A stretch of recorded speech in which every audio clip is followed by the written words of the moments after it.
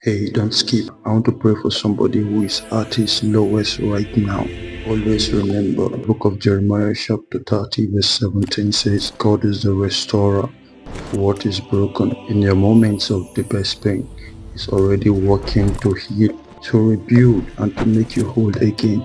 If you're going through a hard time right now and you just listen to this Bible verse and you believe it is for you, just type amen in the comments.